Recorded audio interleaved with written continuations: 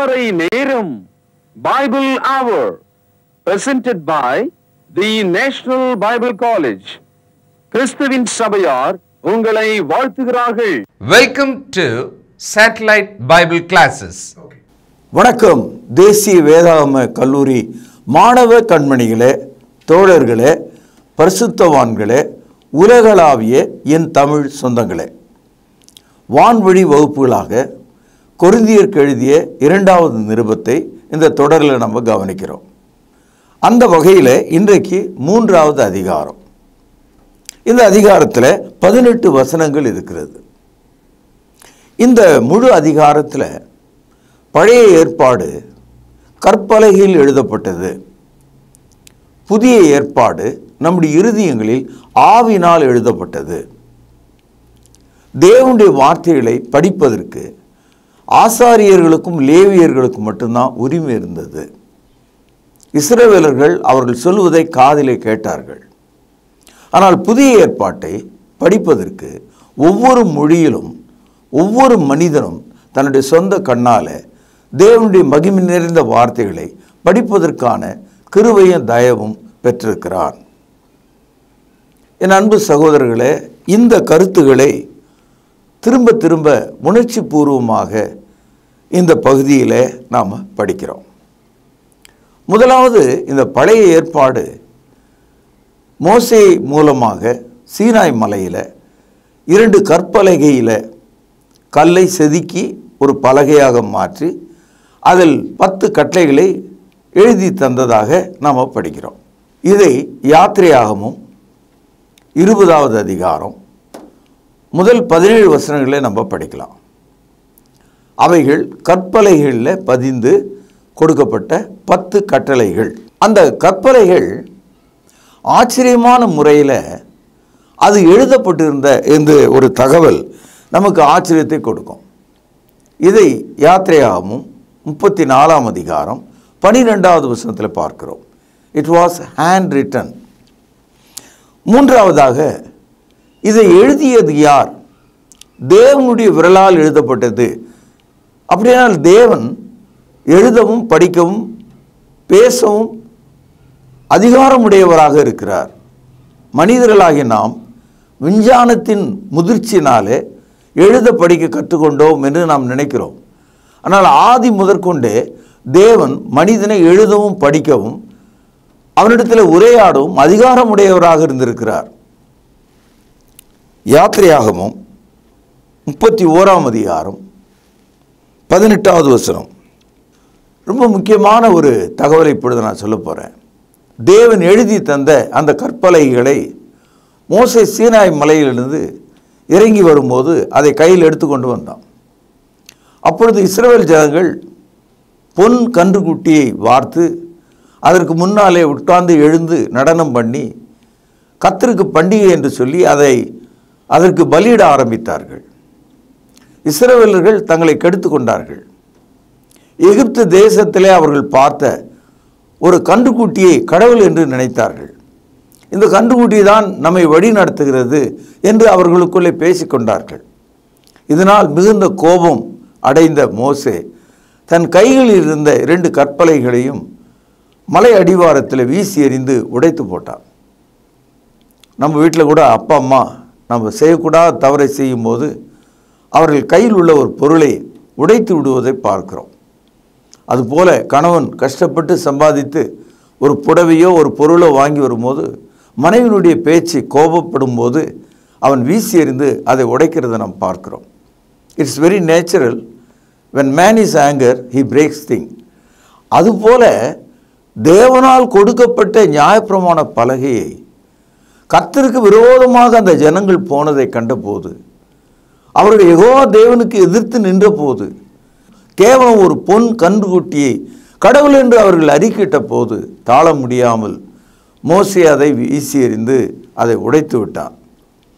இந்த கருத்து யாத்திரையாகமும் 32வது அதிகாரம் 19ஆம் வசனத்திலே நீங்கள் படிக்கலாம். ஒரு சின்ன கேள்வி சொல்லுவாங்க, முதலே கோணலாக இருந்தால் முற்றிலும் கோணலாக இருக்கும் அப்படின்னு தமிழில் ஒரு பழமொழி உண்டு. ஆரம்பமே தவறாக இருந்தால் முடிவும் தவறாக இருக்கும். எப்போ தேவன் கொடுத்த கட்டளை கொடுக்கப்படுகிற அந்த நாளிலேயே அதை உடைச்சி போட்டானோ அப்போ அதனுடைய முடிவு எப்படி இருக்கும்? புரியுதுங்களா உங்களுக்கு சொல்கிறது? ஆகவே மோசே அந்த கற்பலகையை உடைத்தான் என்பது இயல்பாக நடந்த ஒரு சம்பவமாக இருந்தாலும் அந்த பழைய ஏற்பாடு முடிவடைய போகிறது என்பதற்கு ஒரு சூசகமான, ஒரு மறைமுகமான ஒரு தகவலாக நான் பார்க்கிறேன். காரணம், பழைய ஏற்பாடு கிறிஸ்து வரும் வரைக்கும் நம்மை வழிநடத்தக்கூடிய ஒரு கருவியாக, ஒரு உபாத்தியாக இருந்தது என்று கலாத்தியரில் நாம் படிக்கிறோம். அப்படியானால் இயேசு கிறிஸ்து வரும் வரைக்கும் தான் பழைய ஏற்பாட்டினுடைய காலம் செல்லுபடியாகும். அதனால தான் ரோமர் 10:4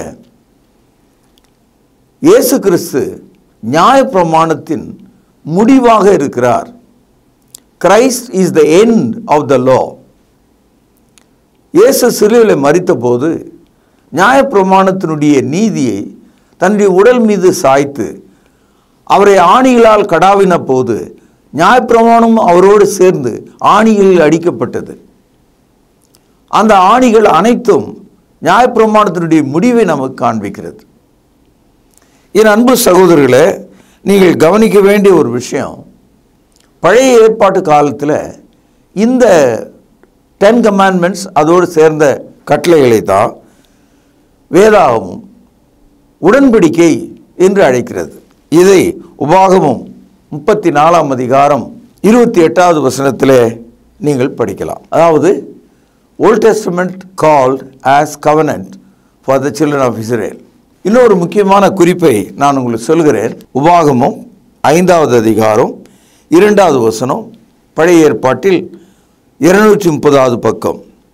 நம்முடைய தேவனாகிய கர்த்தர் ஓரேபிலே நம்மோடு உடன்படிக்கை பண்ணினார்.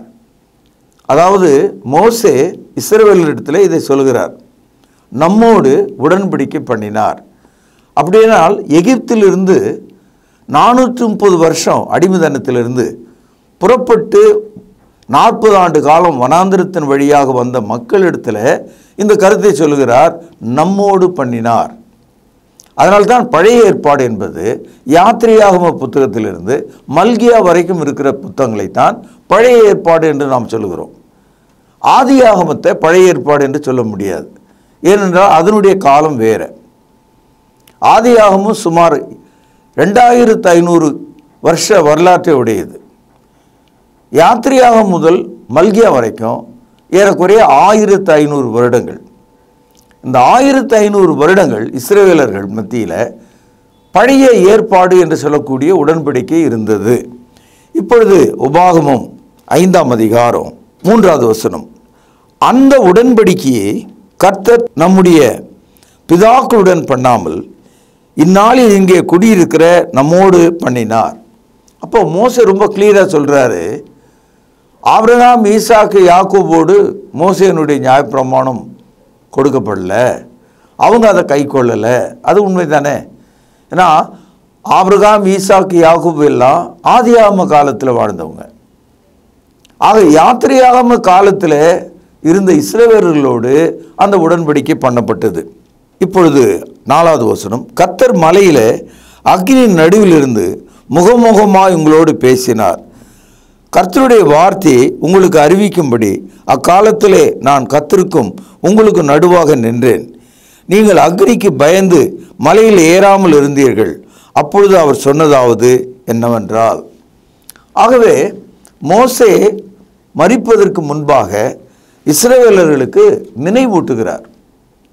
அதாவது கர்த்தர் இந்த உடன்படிக்கை அன்றைக்கு இருந்த இஸ்ரவேலர்களோடு செய்தார் என்று அவர்களுக்கு சொல்லுகிறார். சகோதரர்களே, அந்த மோசே அந்த உடன்படிக்கையை பலகை எடுத்துக்கொண்டு வரும் வேளையில் கீழே இருந்த மக்கள் அவரை பார்த்தார்களாம். அவர் இறங்கி வர்றதை பார்த்துருக்காங்க.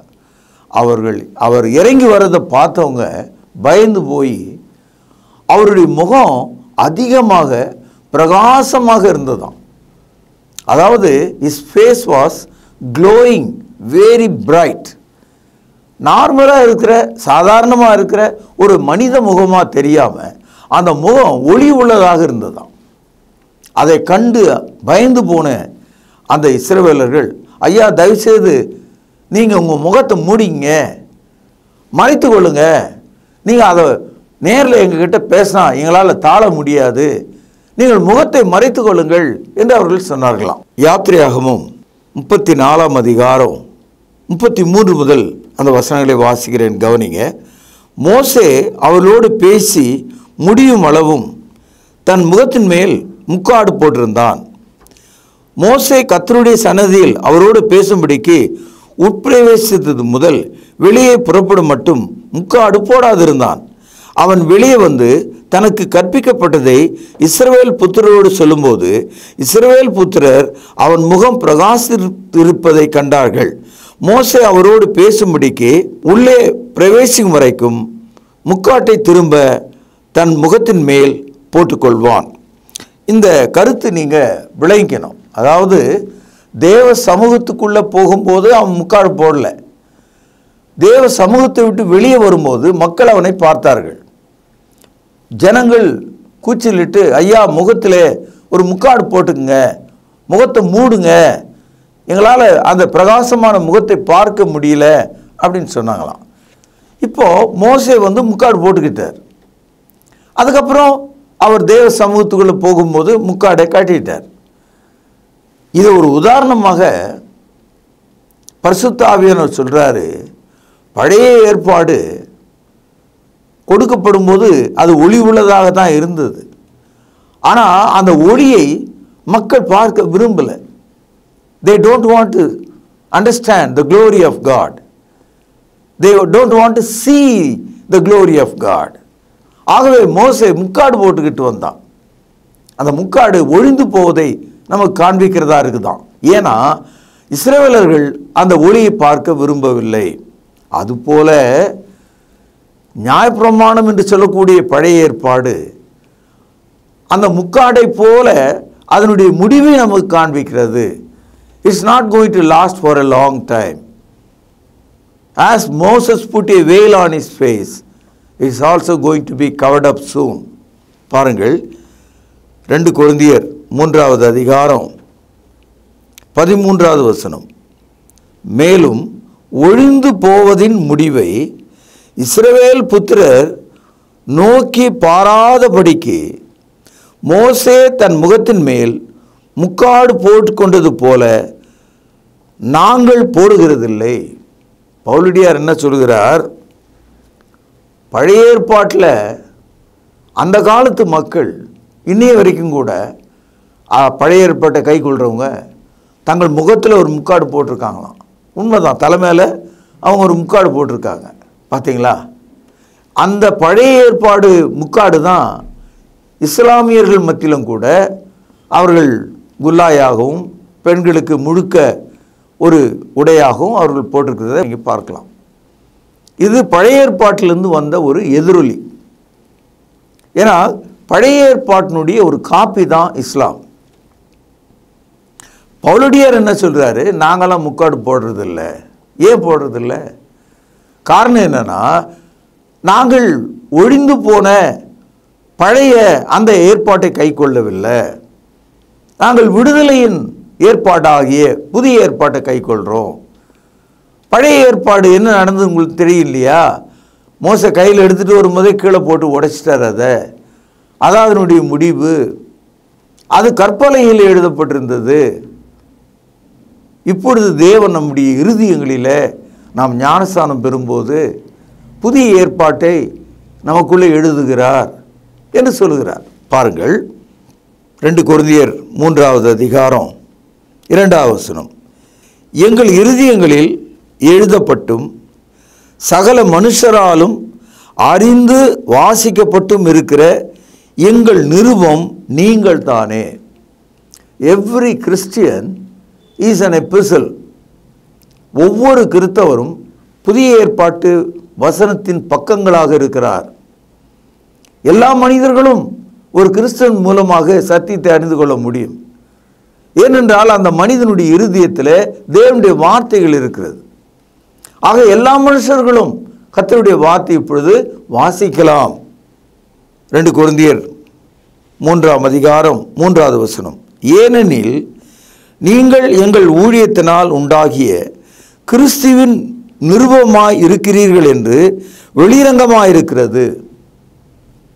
இப்போது கல்லில் எழுதினாலும் ஒரு பேப்பரில் எழுதினாலும் ஏதோ ஒன்று தேவைப்படுது. எழுதுறதுக்கும் எழுதுவதற்கான ஒரு கருவி ஒன்று தேவைப்படுது இல்லையா? ஒரு பேப்பர் இருந்தால் ஒரு பேனா வேணும், ஒரு கல் இருந்தால் ஒளி வேணும். ஆனால் பாருங்கள் 3வது வசனம். ஏனெனில் நீங்கள் எங்கள் ஊழியத்தினால் உண்டாகிய கிறிஸ்துவின் நிருபமாய் இருக்கிறீர்கள் என்று வெளிரங்கமாக இருக்கிறது. அது மையினால் அல்ல, ஜீவனுள்ள தேவனுடைய ஆவினாலும். அப்போது புதிய ஏற்பாடு நம்முடைய இருதயத்தில் கடவுள் ஒரு பேனாவில் எழுதலை, ஒரு மையினால் எழுதலை, தேவ ஆவினாலே எழுதியிருக்கிறாராம். பழைய ஏற்பாடு கற்பலகையில் எழுதப்பட்டது. பாருங்கள், கற்பலகையினால் அல்ல, இருதயமாகிய சதையான பலகையிலும் எழுதப்பட்டிருக்கிறது. இந்த வசனத்தை நீங்கள் கொஞ்சம் ஊன்றி படிக்கணும். பழைய ஏற்பாடு கற்பலகையில் விரலினால் ஒரு உளியை கொண்டு செதுக்கப்பட்டது அல்லது கீறப்பட்டது அல்லது எழுதப்பட்டது. அந்த கற்பலகை உடைந்து விட்டது. பிறகு அவன் ஒன்றை எழுதி கொண்டான். அது அதனுடைய முடிவை காட்டுகிறது. ஆனால் புதிய ஏற்பாட்டுக்குள்ளே நாம் வரும்போது தேவனுடைய ஆவினால சதையாகி நம்முடைய இருதயத்தில் தேவன் அதை எழுதுகிறார். Therefore, every Christian, when he obeys at the point of baptism, God writes his new covenant in the fleshly heart. நம்முடைய சிந்தையை தேவனுக்கு என்று ஒப்பு கொடுத்து விடுகிறோம். அதே நினைவாக மாறிவிடுகிறோம். இப்பொழுது 6வது வசனம். புது உடன்படிக்கையின் ஊழியக்காரராக இருக்கும்படி அவரே எங்களை தகுதி உள்ளவராக்கினார். அந்த உடன்படிக்கை எழுத்துக்குரியதாயிராமல் ஆவிக்குரியதாக இருக்கிறது. எழுத்து கொல்லுகிறது, ஆவியோ உயிர்ப்பிக்கிறது. மீண்டும் பழைய ஏற்பாட்டுக்கும் புதிய ஏற்பாட்டுக்கும் ஒரு சின்ன வித்தியாசத்தை சொல்கிறார். எழுத்து கொல்லுகிறது, ஆவி உயிர்ப்பிக்கிறது. The letter kills, the spirit revives. இப்போ பழைய ஏற்பாட்டில் எழுதப்பட்ட அந்த கற்பலகையில் எழுதப்பட்ட கருத்துகள், அதன் கீழே வாழ்ந்த இஸ்ரவேலர்கள் ஒருவனும் நீதிமானாக்கப்படல. எல்லா மனுஷனும் அந்த கற்பலகையில் உள்ள கட்டளைகளுக்கு ஏதோ ஒரு வகையில் மீறி போனான், பாவம் செய்தான். ஒருவனும் நீதிமானாக்கப்படல. ஆகவே எல்லாரும் பழைய ஏற்பாட்டின் கீழே கொல்லப்பட்டார்கள். லெட்டர் கில்ஸ், எழுத்து அவர்களை கொன்றது. விபச்சாரம் செய்யாதிருப்பாயாக, எழுத்து, அதை செய்தால் அதை அவனை கொன்றது. இச்சையாதிருப்பாயாக, எழுத்து, இச்சித்தவன் கொல்லப்பட்டான் ஆத்மாவில். எழுத்து கொல்லுகிறது, த லெட்டர் கில்ஸ். ஆனால் இப்பொழுது தேவன் நமக்கு ஆவியை கொண்டு எழுதினதுனால நம்முடைய பாவங்களிலிருந்து நாம் விடுதலையாகி உயிர்ப்பிக்கப்பட நமக்கு உதவி செய்கிறது. ஒரு ஆள் செத்து போயிட்டான், உடனே என்ன செய்கிறாங்க? அவன் நெஞ்சு மேலே குத்துறாங்க, அழுத்துறாங்க, வாய் வழியாக செயற்கை சுவாசத்தை கொடுக்க முயற்சிக்கிறாங்க, வெளியே சென்ற ஆவியை உள்ளே கொண்டு வரத்துக்கு முயற்சி பண்ணுறாங்க. அந்த லங்ஸ் என்று சொல்லக்கூடிய நுரையீரலை அமுக்கி விடுகிறதுனால காற்றை உள்ளே இழுத்து வெளியே விடும் அதுன்னு நினைக்கிறாங்க.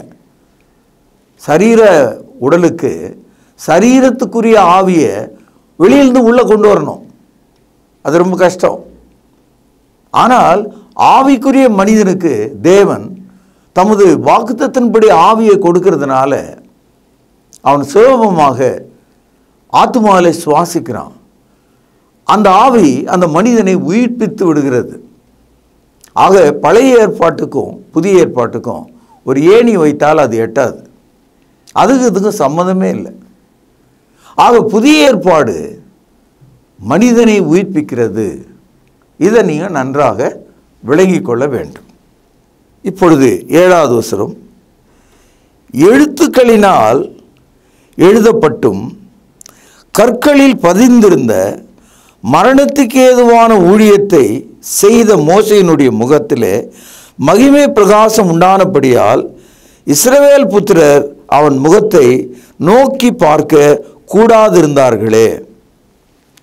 அதாவது பழைய ஏற்பாடு எழுத்துக்களால் அந்த கற்பலகையில் பொதிக்கப்பட்டிருந்தது.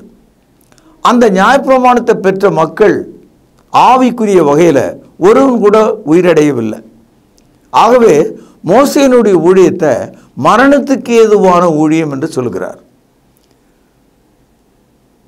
அந்த ஊழியத்தில் கீழே இருந்த மக்கள், அந்த ஊழிய காலத்தில் வாழ்ந்த மக்கள் மோசே முகத்திலிருந்த மகிமையை பார்க்க முடியாமல் தவிச்சது போல தான் அவர்களால் பழைய ஏற்பாட்டு போதனைகளை கை கொள்ள முடியல. Because they are unable to see the glory of God on the face of Moses, so also they are unable to keep the Moses law in their life என்று சொல்கிறார். ஆகவே என்ன சொல்றார்? அதை மரணத்துக்கு ஏதுவான ஊழியம், மினிஸ்ட்ரி ஆஃப் டெத் என்று சொல்கிறார். மரணத்துக்கென்றே நியமிக்கப்பட்ட ஒரு ஊழியம் போல அது இருக்கிறது என்று சொல்கிறார். இப்பொழுது 8வது வசனம், ஒழிந்து போகிற மகிமையுடைய அந்த ஊழியம் அப்படிப்பட்ட மகிமையுள்ளதாக இருந்தால் ஆவிக்குரிய ஊழியம் எவ்வளோ அதிக மகிமை உள்ளதாக இருக்கும். மோசே கையில் அந்த நியாயப்பிரமாணத்தை வைத்திருந்த போது அவனுடைய முகம் பிரகாசித்தது. ஒழிந்து போகிற அந்த ஊழியமே அவ்வளோ பிரகாசமாக இருந்தால் உயிர்ப்பிக்கிற ஊழியமாகிய புதிய ஏற்பாடு எவ்வளோ பிரகாசமாக இருக்கும், எவ்வளோ ஒளி உள்ளதாக இருக்கும், எவ்வளோ மகிமை நிறைந்ததாக இருக்கும். இந்த கம்பேரிஷனை, இந்த வேறுபாட்டை நீங்கள் புரிந்து கொள்ளுங்கள் என்று சொல்லுகிறார். பாருங்கள் 9வது வசனம், ஆக்கினை தீர்ப்பு கொடுக்கும் ஊழியம் மகிமையுள்ளதாக இருந்தால் நீதியை கொடுக்கும் ஊழியம் அதிக மகிமை உள்ளதாக இருக்குமே. அதாவது பழைய ஏற்பாடு it is only a ministry of condemnation. பழைய ஏற்பாட்டை நீங்கள் எப்படி கை கொண்டாலும் அடிதான் வாங்குவீங்க. இந்த விஷயம் விளங்காம தான் கிறிஸ்தவத்தில் உள்ள பல பிரிவுகள், குறிப்பாக 3வது பெரிய பிரிவு, பழைய ஏற்பாட்டுக்கும் புதிய ஏற்பாட்டுக்கும் வித்தியாசம் தெரியாமல் தவிக்கிறாங்க. அவர்கள் தங்களை தாங்களே உருவு குத்தி கொள்கிறவர்களை போல் இருக்காங்க. ஆகவே என் அன்பு சகோதரர்களே, ஆக்கினை தீர்ப்பு கொடுக்கும் ஊழியம், மினிஸ்ட்ரி ஆஃப் காண்டம்னேஷன், அதுவே மோசேயினுடைய முகத்தில் ஒரு மகிமையை கொடுத்திருக்குமானால் உங்கள் முகத்திலே ஆவியை கொடுக்கிற, உயிரை கொடுக்கிற, ஜீவனுக்குரிய கட்டளையாகிய இந்த பிரமாணம் எவ்வளோ வெளிச்சத்தை கொடுக்கும் என்று எண்ணி பாருங்கள். அதனால தான் இயேசுநாதர் சொன்னார், இருதயத்திலே சுத்தமுள்ளவர்கள் பாக்கியவான்கள், அவர்கள் தேவனை தரிசிப்பார்கள். புதிய ஏற்பாடு நாம் தேவனை தரிசிக்கிற மக்களாக மாற்றுகிறது. என் அன்பு சகோதரர்களே, இஸ்ரவேல் ஜனங்கள் கூடாரங்களில் அந்த 12 கோத்திரமும் அந்த கூடாரத்தினுடைய 4 திசைகளில் குடியிருந்தாங்க, 4 கோத்திரமாக. அந்த கூடாரத்துக்குள்ள பிரதான ஆசாரியர் வருஷத்துக்கு ஒரு முறை அந்த மகா பரிசுத்தலத்துக்கு போவார். மற்ற நாளில் பரிசுத்த ஸ்தலத்துக்கு மட்டும் போவார். இஸ்ரவேலர்களுடைய பலிகள் அந்த கூடாரத்தினுடைய முன்பகுதியில் இருந்த பலிப்பீடத்தின் மீது கொடுக்கப்படும். அதாவது அந்த டேபர்னாக்கிள் 3 பகுதிகளாக இருந்தது. அதாவது பலிப்பீடம், பரிசுத்த ஸ்தலம், மகா பரிசுத்த ஸ்தலம். இந்த பலிப்பீடத்தை தாண்டி பரிசுத்த ஸ்தலத்துக்கு போகிறதுக்கு முன்னால் ஒரு திரை இருக்கும். அதை கடந்து தான் ஆசாரியர் உள்ளே போகணும். அதுக்கு பிறகு பரிசுத்த ஸ்தலத்திலிருந்து மகா பரிசுத்த ஸ்தலத்துக்கு போனோன்னா அங்கே ஒரு திரை இருக்கும். அந்த திரையும் அவன் தாண்டி தான் போகணும். அது ரொம்ப கடினமான ஒரு விஷயம். ஆனால் இப்படிப்பட்ட பழைய ஏற்பாட்டு திரைகளை எல்லாம் இயேசு கிறிஸ்துவினுடைய மரணத்தின் வழியாக தேவன் விலக்கிவிட்டு நேரடியாக நாம் தேவனிடத்தில் ஏறி சென்று அவருடைய மகிமையை அடையத்தக்கதாக புதிய ஏற்பாடு நமக்கு போதனையை தருகிறது. எபிரேயருக்கு எழுதிய நிருபம் 10வது அதிகாரம் 19-20 வசனங்கள். ஆகையால் சகோதரரே, நாம் பரிசுத்த ஸ்தலத்தில் பிரவேசிப்பதற்கு, கவனிங்கள், இயேசுவானவர் தமது மாம்சமாகிய திரையின் வழியாய், அப்போ இயேசு கிறிஸ்துனுடைய உடலே ஒரு திரையாக நமக்கு இருந்து அது விளக்கப்படுதாம். திரையின் வழியாய் புதிதும் ஜீவனமான மார்க்கத்தை நமக்கு உண்டு பண்ணினவர் ஆனபடியால் அந்த மார்க்கத்தின் வழியாய் பிரவேசிப்பதற்கு அவருடைய இரத்தத்தினாலே நமக்கு தைரியம் உண்டாயிருக்கிறபடினாலும் தேவனுடைய வீட்டின் மேல் அதிகாரியான மகா ஆசாரியர் நமக்கு இருக்கிறபடினாலும், ஆகவே பழைய ஏற்பாட்டு கால ஒரு ஆசாரியரை நம்பி பழைய ஏற்பாட்டு கால திரைகளை தள்ளி கொண்டு உள்ளே போவதற்கு சாதாரண இஸ்ரவேலனுக்கு எந்த அனுமதியும் கிடையாது. ஆனால் புதிய ஏற்பாட்டு காலத்தில் இயேசு கிறிஸ்துனுடைய சிலுவை மரணத்தின் வழியாக அவருடைய சரீரம் கிழிந்ததே அது ஒரு திரை மாதிரி இருக்கான். அந்த திரையின் விலக்கல் வழியாக நீங்கள் பரலோகத்துக்கு ஏறி செல்வதற்கு இயேசு கிறிஸ்து உங்களுக்கு ஆசாரியராகவும் இருக்கிறார், நீங்கள் கையில் ஏந்தி செல்லும் பலியாகவும் இருக்கிறார். கிரைஸ்ட் பிகம் அவர் சாக்ரிஃபைஸ் அண்ட் ஆல்சோ அவர் பிரீஸ்ட். ஆக தேவனுடைய சமூகத்தில் ஏறி செல்ல அந்த திரையை விலக்கி கொண்டு போக தேவன் நமக்கு உதவி செய்கிறார். இப்பொழுது 2 கொரிந்தியர் 3ஆம் அதிகாரம் 14ஆம் வசனம் கவனமாக படித்து பாருங்கள். அவர்களுடைய மனது கடினப்பட்டது, இந்நாள் வரைக்கும் பழைய ஏற்பாடு வாசிக்கப்படுகையில் அந்த முக்காடு நீங்காமல் இருக்கிறது, அது கிறிஸ்துவினால் நீக்கப்படுகிறது. இது ரொம்ப முக்கியமான ஒரு வசனம்.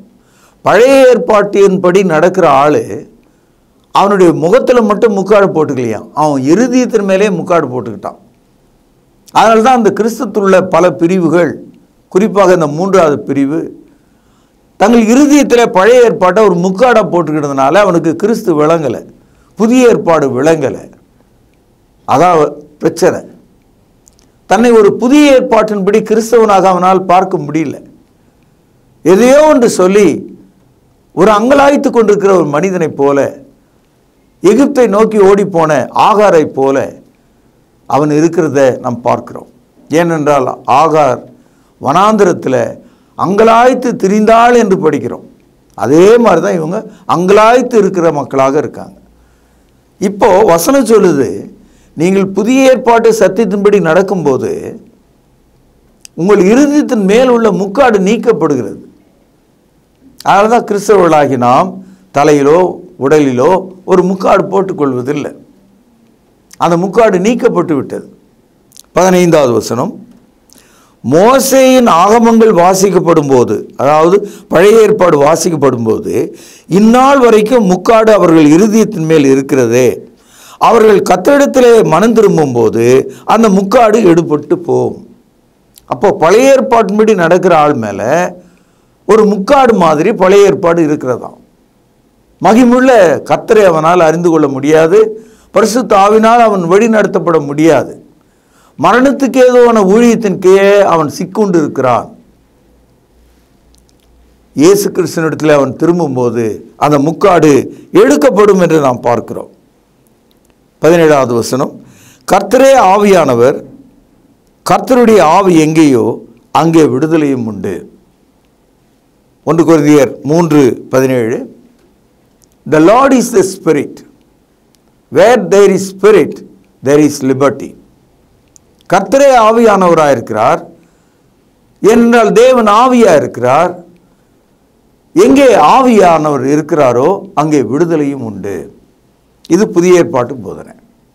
ஆக என் அன்பு சகோதரர்களே, நீங்கள் ஒழிந்து போகிற மரணத்துக்கு ஏதுவான ஆக்கினை தீர்ப்பு கொடுக்கும் முக்காடு போட்டுக்கொண்டு உட்காராமல் உங்களை விடுதலையாக்கும் கிறிஸ்து அண்டை வந்து ஜீவனுக்கு ஏதுவான ஆவியின் உடன்படிக்கையின் கீழே நீங்கள் விடுதலை பெற்ற மக்களாக வாழும்படி உங்களை ஆசீர்வதித்து இந்த நற்செய்தியை நான் இங்கே நிறைவு செய்கிறேன். நீங்கள் தொடர்ந்து 3ஆம் அதிகாரத்தை படித்து விளங்கிக் கொள்ளுங்கள். பிரார்த்தனை செய்வோம்.